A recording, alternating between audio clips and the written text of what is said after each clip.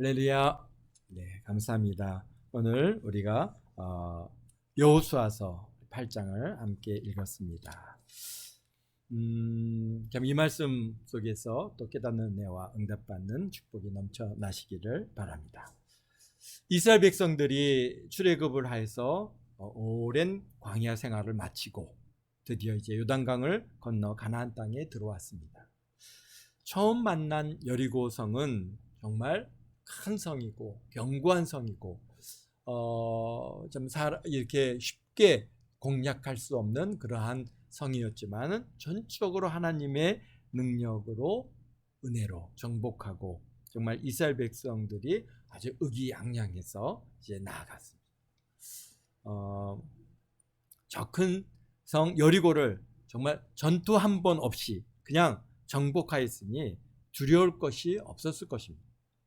그리고 만난 아이성 규모도 작고 쉽게 점령할 수 있을 줄 알았는데 이게 첫 전투에서 패하고 이스라엘 군대가 도망하는 참 믿을 수 없는 사건이 발생했습니다.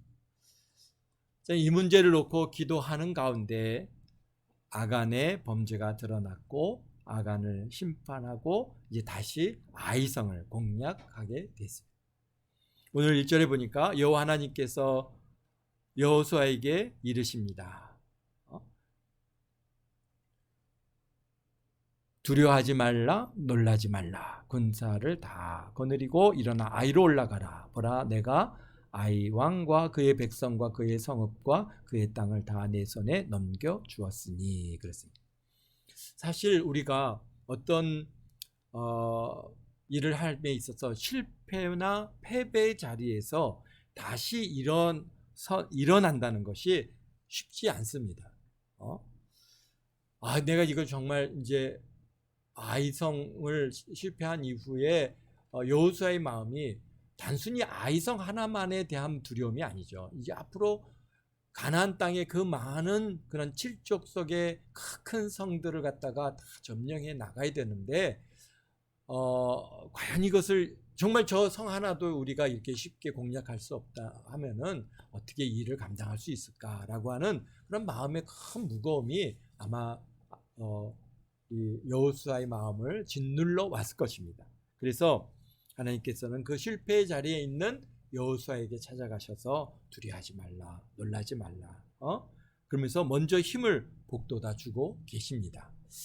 그렇습니다. 우리도 참 우리가 일을 해 나가는데 또 우리가 어떤 우리 삶 가운데 참 실패를 해서 그것을 갖다가 뭐 내 잘못일 수도 있고 내가 열심히 하지 못해서 그럴 수도 있고 뭐 하여튼 모든 원인과 이유들은 있겠지만은 그러나 그런 걸 다 젖혀놓고 어떤 그런 실패한 일에 대해서 다시 참 그것을 일으키고 새롭게 시작한다는 일이 결코 쉽지 않다는 것을 우리가 생각보다 많은 사람들이 한번 인생에 있어서 큰 실패를 맛보고 다시 일어나서 성공하는 사람들이 있는가 하면은 또 그 실패에서 그냥 좌절해서 낙심해서 그냥 뭐 노숙자로 빠지는 이런 사람들이 제법 많이 있습니다. 우리 뭐 노숙자들 오시는 분들하고 얘기해 보면은 뭐 전에 나는 뭐 무슨 뭐 목수였다는 사람도 있고 뭐 다양한 나름대로 잘 나가던 사람들이 한 번의 실수로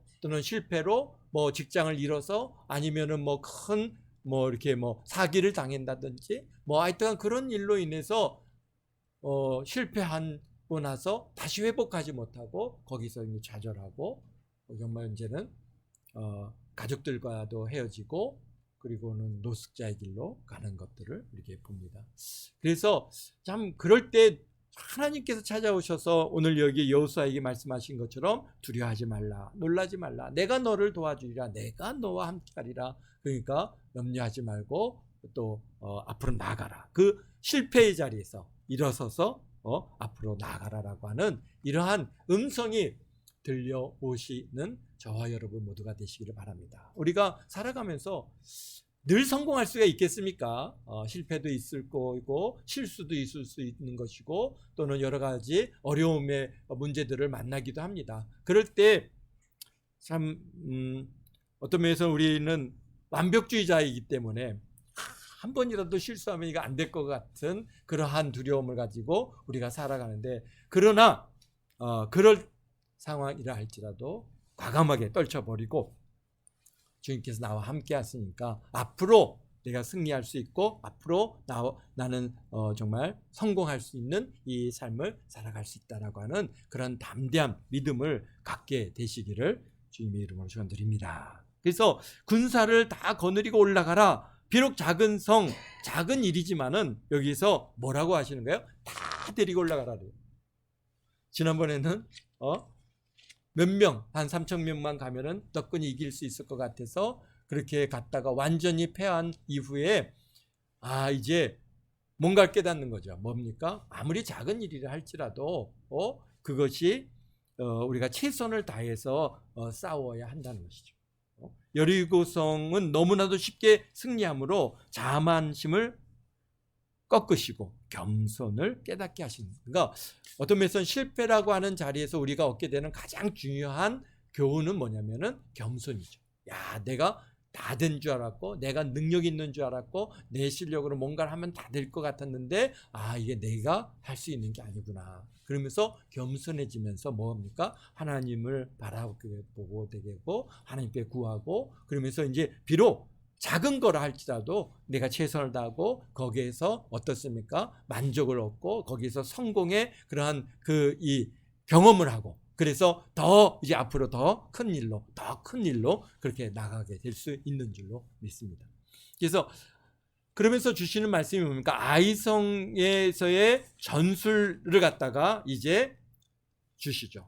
이번에는 그냥 올라가는 게 아니라 어떻게 하라고요? 성 뒤에다가 복병을 두라라고 말씀하십니다. 그래서 3절에 보니까 이제 여호수아가 그 하나님의 전술을 딱 받고 그래, 복병을 둬야 된다. 그러니까 실패를 하고 나면은 얻는 게 있습니다. 얻는 게 있죠. 처음부터 이런 전술적인 이런 전투의 어떤 전술을 갖다가 발휘했다면은 그렇게 실패하지 않을 수 있었을 텐데, 그러나 실패하고 나니까 이게 그냥 맞싸운다고 해서 이게 다 되는 것이 아니라 뭔가 전술 전략이 필요하다는 것을 거기서 경험하고, 그래서 새로운 이제 방법을 얻게 되어지는 그런 은혜가 있었어요. 그래서 3절에 보니까 이제 3만 명을 갖다가 군사를 뽑아가지고 밤에 보내서 성벽 뒤에 매복을 시킵니다. 그 작은 성, 한 3,000명, 4,000명, 한 5,000명만 가면은 너끈히 이길 것 같았던 그 성이지만 이번에는 정말 60만 대군이 다 올라가죠. 그 중에 3만 명을 갖다 택해서 매복을 시킵니다. 그러니까 모든 일에 최선을 다하는 겁니다.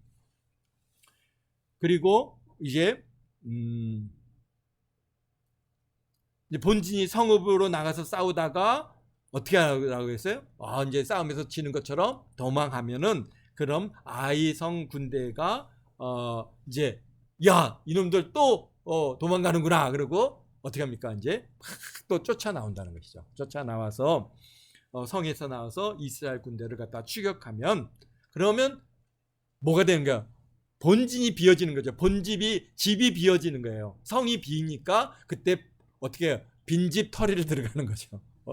빈집 털이를 들어가는 게 바로 매복한 군대가 이제 성읍으로 들어가서, 군대가 다 본진을 쫓아갔으니까 거기에는 싸울 수 있는 대상들이 없죠. 그러니까 그대로 성읍이 점령을 당하고, 그래서 그 성읍이 불태워지는 그러한 역사가 있게 되는 거죠.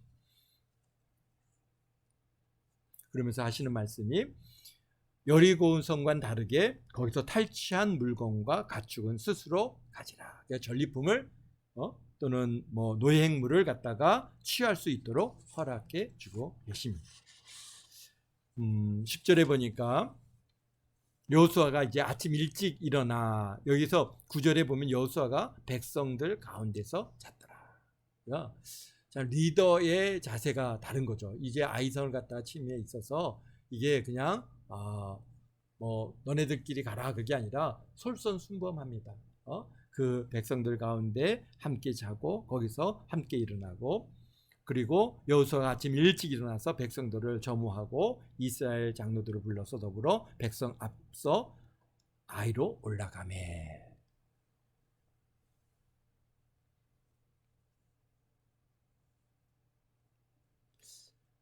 그래서 참 60만 대군에 이제 움직이는 건데요. 아이성 사람들을 향해서 이렇게 이제 60만 대군, 어마어마한 숫자입니다. 어마어마한.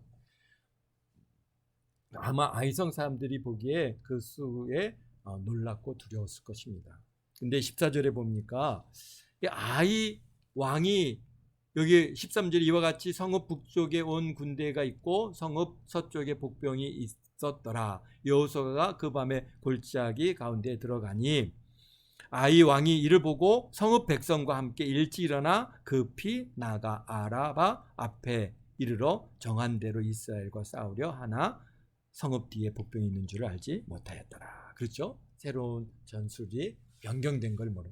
그래서 이 아이성의 왕이 또 이스라엘 백성들이 딱 이제 올라오는 걸 보니까 저놈도 또 오네. 그래갖고 군대를 딱 이끌고 아라바 앞에 있는 이제 그들과 맞서서 싸울 수 있는 그런 장소로 지금 나아가서 그들을 맞이합니다. 그런데 상황이 바뀌었다는 걸 모르는 거죠. 지금 성 뒤쪽에 매복이 있는 것을 모르는 거예요. 자, 이게 언제든지 이게 또 성공 위에는, 그러니까 보면 그런 얘기를 합니다. 뭐냐면은 전투에 승리했던 장군이나 장수가 다음 전투에 패배할 가능성이 굉장히 높다. 왜냐하면은 지난 전투에 이렇게 했더니 이겼다. 그러니까 또 다음 만나는 전투에서도 똑같이 이렇게 하면 이길 것이다라고 하는 그러한 뭐랄까요? 그런 생각에 사람들이 거기에 빠진다는 겁니다. 그래서 지금 아이성 왕도 사실 지금 이스라엘 백성들이 전군이 다 동원해서 아이성으로 올라올 때 그를 갖다가 어디서 맞이해야 되겠습니까? 어디서 맞이해야 됐어요? 사실은 공성전을 치러야죠. 성 바깥으로 나가서 60만 대군을 갖다가 상대해서 이길 수가 있겠습니까? 그래도 어쨌든 간 성이라고 하는 큰 장애물을 이용해 가지고 철저하게 그 성을 갖다가 수비해야 되는데, 이 아이성 왕은 이미 내가 저들과 싸워서 이겨봤거든요. 저거 아무것도 아니야. 그냥 가서 몇 번만 치면은 그냥 다 도망가고 너끈히 우리가 이길 수 있어. 숫자가 많으면 뭐해? 까짓 거 그거 아무것도 아니다 하고 하는 이런 자만심이 빠진. 그러니까 한 번 전쟁에서 어느 전투에서 승리한 장수는 그런 자만심이 빠진답니다. 그래서 그 다음 전투에서 크게 패할 가능성이, 왜? 다음번 전투에는 졌던 그 상대편이 똑같은 전술로 나오지 않는다는 것이죠. 언제든지 우리가 왜 졌는가 이것에 대해서 심사숙고하고, 그리고 다음번 전투에서는 우리가 똑같은 전술로 나가지 않는 그러한 그렇게 되는데, 승리해 본 사람은 거기에 그냥 빠져가지고 다음 전투도 이렇게 싸우면 돼, 그거까지 아무것도 아니야, 이런 마음들을 갖다 보니까 다음 전투 실패하는 것이죠. 그러니까 아이성 왕이 그런, 보니까 이스라엘 백성들 앞에 나가고 몇 번 딱 쳤더니 야 하고 탁 쳐봤더니 이스라엘 백성들이 우와 안 되겠다 하고 도망을 칩니다. 그러니까 이놈들 또 도망가네 이거, 야 쫓아라 하고 막 쫓아갑니다. 그러니까 이제 다 성 밖으로 나온 것은 아니겠죠. 근데 보니까 이제는 성에 남아있던 군대까지도 한꺼번에 다 같이 막 이스라엘 백성들을 갖다가 쫓아서 한번 승리해본 이 생각이 그들로 하여금 자만심에 빠진 거죠. 그러니까 성문도 그냥 열어놓고 그냥 막 달려 나왔다, 그렇게 말씀합니다. 여기서 죽은 인원이 모두 12,000명 정도 되거든요. 아이성 인구가 뭔가 12,000명 정도 되는 거예요. 그러니까 군인들로, 남자 군인들로 따진다면은 많아야 5,000명이나 6,000명 정도 이상은 넘어갈 수가 없는 것이죠.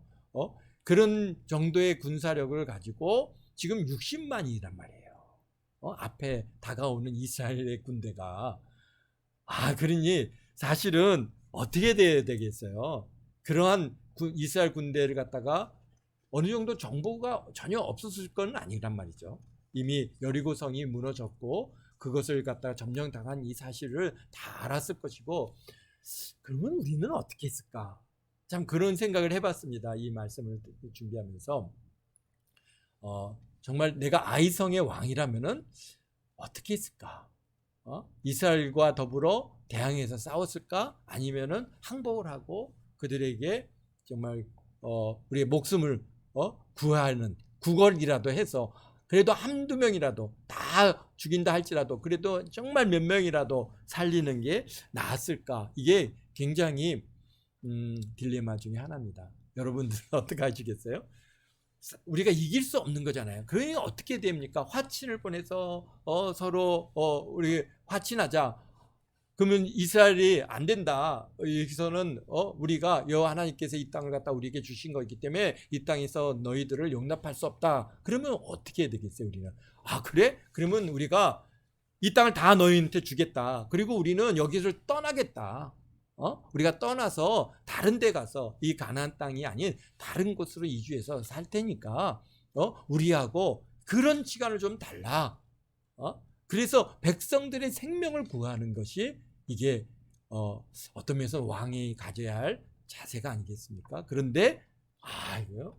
60만의 대군을 상대하는 이 아이성의 왕의 마음은 참 어쩔 수 없죠.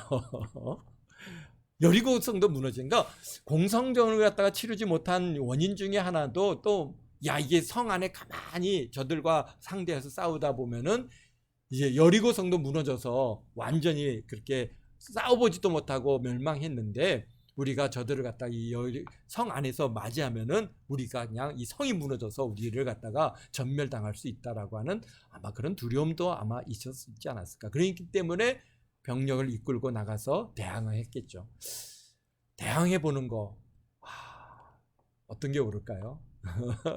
여러분들이 만약에 이 아이성의 왕이라고 한다면은 어떤 전략을 쓰시고 어떤 전술을 쓰셨겠어요? 제일 먼저 우리가 관심이 돼야 될 건 저들과 한번 싸워서 내가 한번 뭔가 이게 어깨에 힘을 줘보고 승리에 도취되어 있는 것이 아니라 정말 이 백성들을 한 명이라도 더 살리는데 마음을 둬야 되지 않겠습니까? 그렇다면은 화친을 보내야죠.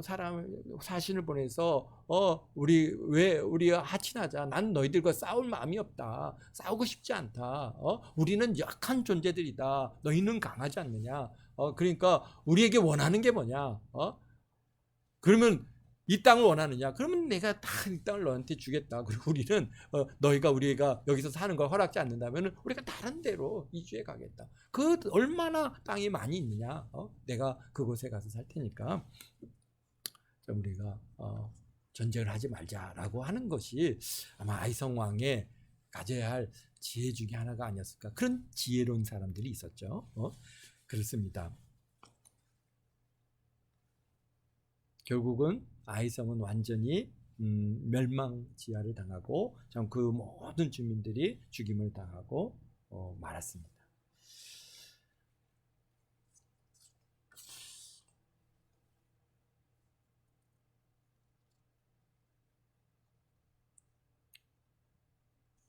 그리고 이제 30절에 가서 보면은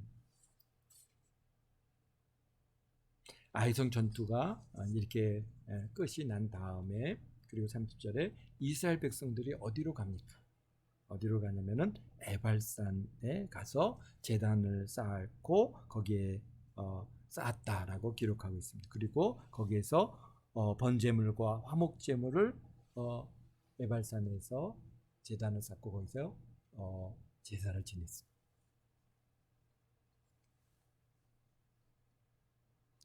에발산 하면은 기억나시죠? 에발산과 또 상대적인 산이 하나 있죠. 그리신산이라고 하는 산인데요. 정말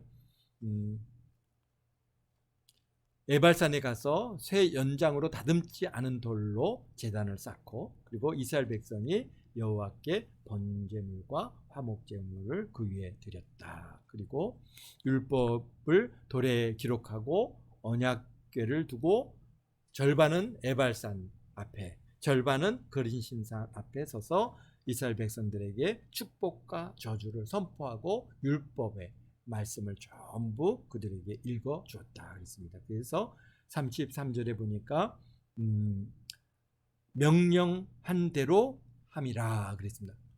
하나님께서 여기에 보면은 뭐 지금 명령인 내용이 없지만은 이 명령은 언제 받았어요? 사실은 모세 선지자가 이제 신명기를 시작하면서 너희들이 이제 가나안 땅에 들어가면은 거기에 그러면 모래 상수리 나무 있는 곳에 거기에 산이 두 개가 있는데 한쪽은 에발산이고 한쪽은 그린심산이다.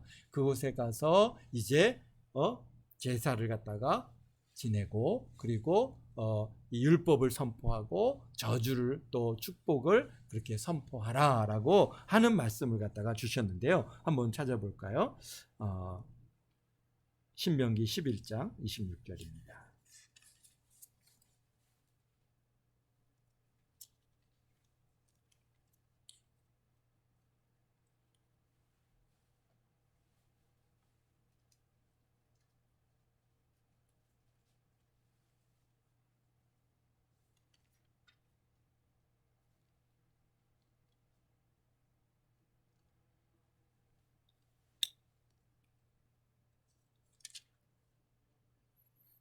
네.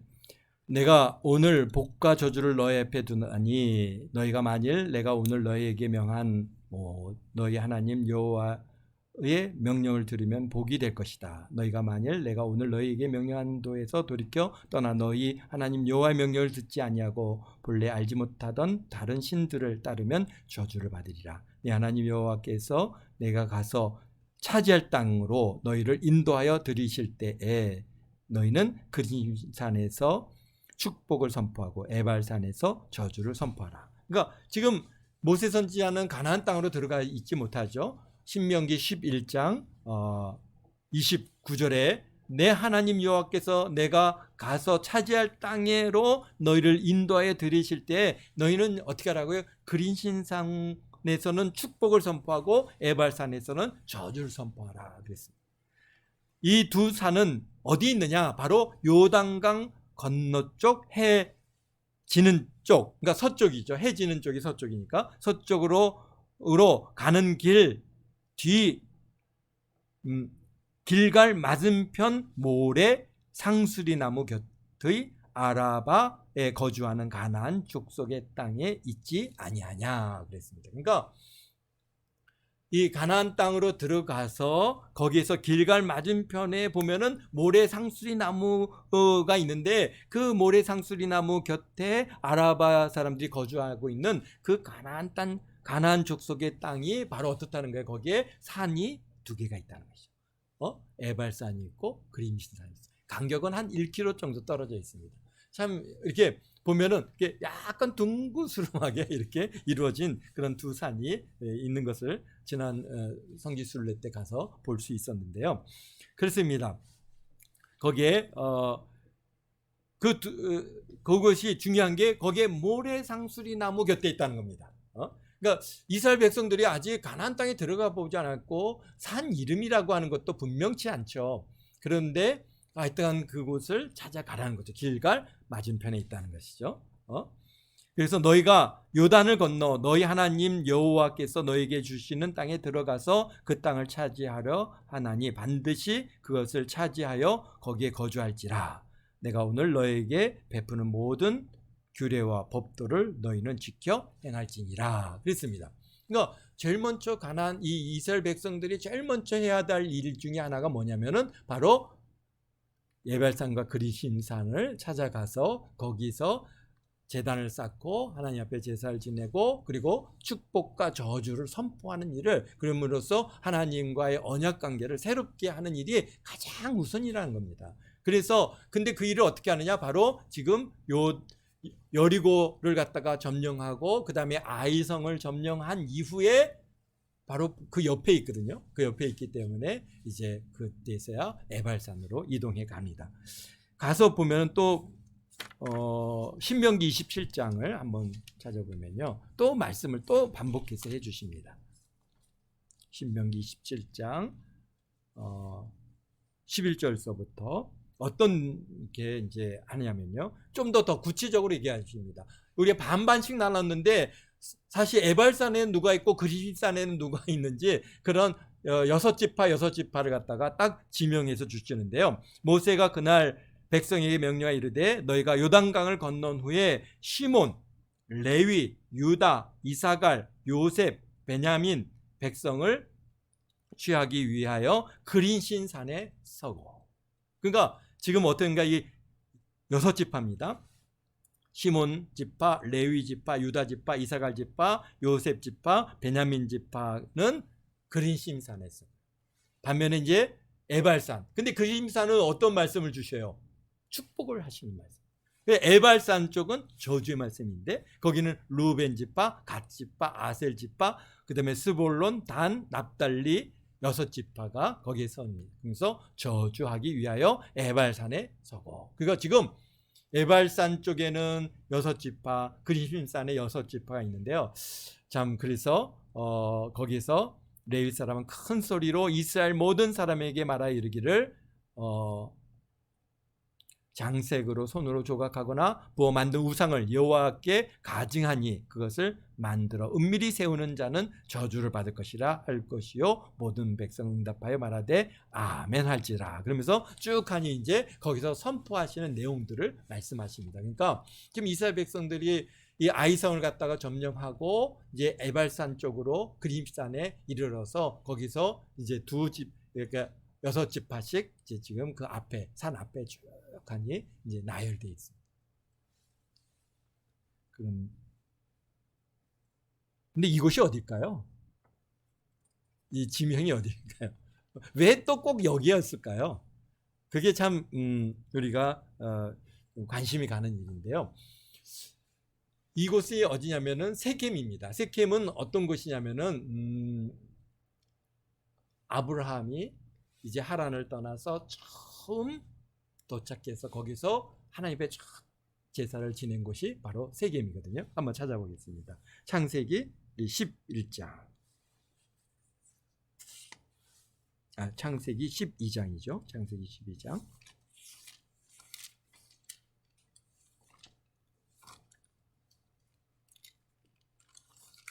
창세기 12장 6절입니다. 그러니까 지금 아브라함이 하란을 떠날 때 하나님께서 너는 복이 될지니라라고 그렇게 해서 내가 너로 큰 민족을 이루고 내가 복을 주어 내 이름을 장대하게 하면 너는 복이 될지니라. 뭐 또 복의 근원이 될지다. 뭐 하여튼 복이 될지니라. 그래서 축복의 말씀을 받아서 이제 하란을 떠나서 가나안 땅으로 처음 들어온 곳이 바로 이 세겜인데요. 아브라함이 그 땅을 지나 세겜 땅 모래 상수 6절입니다. 아브라함이 그 땅을 지나 세겜 땅 모래 상수리 나무에 이르니 그때 가나안 사람이 그 땅에 거주하였더라. 그러니까요. 지금 400년, 430년, 거의 지금 450년 전에 아브라함이 이 지게 가나안 땅으로 처음 들어와서 거주한 곳이 세겜이고 그때도 거기에 모래 상수리 나무라고 하는 지명이 있고 그런 나무가 있었다는 것이죠. 그러니까 그게 굉장히 오래된 그런 역사를 갖고 있는 상수리 나무입니다. 그래서 그곳에 거주하여서 아브라함이 거기서 어떻게 했습니까? 하나님 앞에 제단을 쌓고 거기에서 제사를 드렸어요. 그래서 7절에 여호와께서 아브라함에게 나타나 이르시되 내가 이 땅을 내 자손에게 주리라 하신지라 자기에게 나타나신 여호와께 그가 그곳에서 제단을 쌓고 제사를 지냈어요. 그리고 또 어떤 일이 있었습니까? 이 세겜하고 연관된 또 우리가 기억해야 될 게 야곱이죠. 그래서 하여튼 아브라함이 그렇게 해서 세겜에서부터 이제 생활하다가 점점 남쪽으로 이동해서 또 뭐 저 애굽에도 갔다 오시고 뭐 이렇게 여러 이제 움직임이 있었지만 어쨌든간 이 가나안 땅의 첫 시작은 세겜이고 거기서 하나님 앞에 첫 제사를 지낸 장소입니다. 그리고 또 야곱도 똑같습니다. 야곱도 한번 볼까요? 창세기 33장.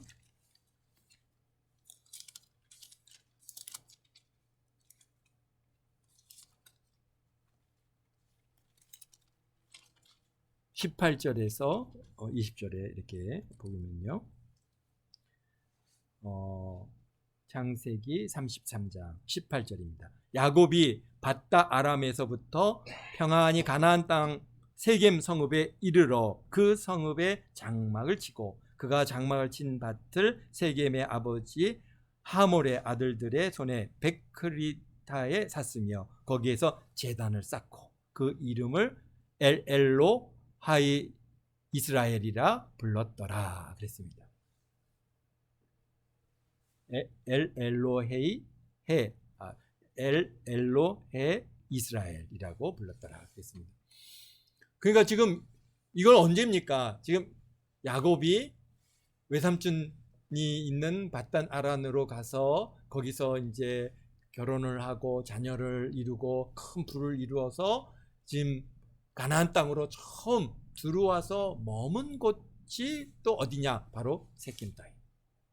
근데 거기서 그냥 단순히 머물 뿐만 아니라 장막을 칠 수 있도록 그 땅을 갖다가 베크시타에 샀다 그랬습니다. 그러니까 실질적으로 이제 첫 땅을 구입한 곳이 또 어떤 면에서는 세겜입니다. 그리고 거기에다 제단을 쌓고 그 이름을 엘엘로헤이 이스라엘이라 그렇게 불렀는데요. 하나님, 이스라엘의 하나님이라고 그렇게 그것을 불렀습니다. 또한 그렇기 때문에 이스라엘 백성들에게 있어 이 세켐은 굉장히 특별한 의미가 있습니다. 바로 아브라함, 그들의 아버지의 조상이었던 아브라함이 첫 가나안 땅에 들어와서 하나님 앞에 제사를 드리고 처음 머물 장소이고, 또 그들에게 있어서는 정말 이제 이스라엘이죠. 야곱이고 이스라엘이라 하는 우리 야곱이 또 이제 가나안 땅에 큰 가족을 이루고 첫 들어와서 머물러 그곳에 하나님 앞에 첫 제사를 드린 곳도 바로 세겜입니다. 그리고 지금 이스라엘 백성들이 430년 동안 애굽에서 살다가 지금 40년의 광야 생활을 마치고 이제 첫 가나안 땅에 들어와서 그곳에 처음으로 제단을 쌓고 하나님 앞에 예배를 하는 곳이 바로 에발산과 그리심산이 있는 바로 그 세겜입니다. 그래서 참 이 역사가요, 이 참 지역적으로 어떤 일이 있었던가 이런 것을 알려면은 왜 뭐 아무 데서나 제사를 지내면 되지 않겠는가 생각하는데 그렇지 않다는 것이죠. 하나님께서는 그 특별한 장소, 그 의미가 있단 말이죠. 우리나라도 그냥 아무 데서나 뭐 행사를 치르는 게 아니잖아요. 행사를 치를 때 그 의미가 있는 장소를 찾아가서 거기서 행사를 갖다가 우리가 진행하고, 그래서 거기에서 이루어진 일들을 우리가 이게 기념하고 하는 것들을 우리가 보게 되는데요. 그와 마찬가지입니다. 그냥 단순히 어느 날 갑자기 이루어지는 게 아니라 하나님께서는 우리의 모든 발걸음에 함께 해주시고, 좀 어떤 면에서는 내 부모가 우리 조상이 그렇게 첫 하나님 앞에 예배했던 장소, 또 하나님을 만나고 경험하고 하나님 앞에 예배드렸던 그 귀한 장소들을 갖다가 우리가 의미 있게 생각하고 또 가서 그것을 갖다가 그런 신앙의 그러한 연속성을 이루어가는 이 방법이 하나님께서는 지금 바로 세켐이라고 하는 이 장소, 에발산과 그리심산의 그 가운데 있는 세켐이라고 하는 곳에 하나님께서 그런 의미를 두고 있습니다. 그래서 항상 이스라엘의 시작은 세겜에서부터 시작을 하고 있습니다. 그래서 오늘 우리들도 참 모든 일의 시작을 어디서부터? 하나님을 첫 예배하는 데부터. 그래서 우리가 하루를 시작할 때도 우리가 나름 하나님 앞에 먼저 기도하고 예배하고, 그리고 하루를 시작하고, 또 뭔가 새로운 것들을 시작할 때 우리가 하나님 앞에 먼저 기도하고 하나님 앞에 예배하고 우리가 시작하는 이 삶이, 그렇게 해야 어떻게 하면 형통함을 얻고 하나님의 인도하심을 얻게 되어지는 것이죠. 이스라엘 백성도 철저하게 지금 여호수아가 그것을 오늘 우리에게 보여주고 있는 겁니다. 우리가 여호수아서를 통해서 참 물론 형통함도 있고 어려움도 있고 여러 가지 고난들이 있지만은, 그러나 그들에게 있어서 가장 중요한 것은 바로 하나님 앞에 먼저 예배하는 일이었어요. 그렇게 예배했을 때 하나님께서 그를 갖다가 이제 이 가나안 땅을 다 정복하는 그런 형통의 길로 인도하시는 것을 우리가 찾아가면서 만나는 그런 은혜가 있기를 바랍니다. 기도하겠습니다. 거룩하신 아버지 하나님, 감사합니다. 참 우리의 신앙이 그냥 나에게서부터 우연히 시작된 것이 아니라 참 많은 우리의 부모들과 또 우리 믿음의 선진들이 열심히 이 나라, 이 민족을 위해서 간구하고 기도하고 또 순교의 길을 갖고 또 헌신했고 이러한 귀한 은혜가 있었기에 오늘 저희들이 있는 줄 믿습니다. 아버지 하나님, 참으로 우리가 우리 신앙을 잘 지키고 무슨 일을 하든지 참 우리가 시작할 때 먼저 하나님을 예배하고 먼저 하나님 앞에 모든 일을 구하면서 우리가 형통함을 얻고 승리의 역사를 경험할 수 있도록 주님 도와주시고 우리 동안교회 성도들 이 한 주간에도 주님께서 눈동자 지켜주셔서 참 하는 일들마다 또 가는 곳마다 승리의 역사 있게 하시고 문제들마다 해결함을 받고 참 어려움이나 고난이나 또 아버지 하나님 우리 앞에 놓여있는 해결할 문제들이 있으니까 하나님 앞에 가지고 나와서 하나님 앞에 기도하고 하나님과 씨름하고 하나님의 응답을 받아 나아가는 그런 우리 동안교회 모든 성도들의 귀한 삶 다 되어서 그 모든 것들이 믿음이 되고 그래서 믿음으로 행하여 하나님 앞에 영광 돌리는 그런 귀한 역사들이 있게 도와주옵소서. 오늘도 은혜로 붙들어 주신 것 감사합니다. 이 한 주간 주님께서 우리 동안교회 성도들에게 좋은 것들로 갚아주시고 좋은 것들로 먹여주시고 입혀주시고 필요를 풍성히 채워주시고 나눠주고 베풀어주고 꾸어주는 그런 귀한 손길로 주님께서 축복하심을 감사하며 예수님의 이름으로 기도합나이다. 아멘.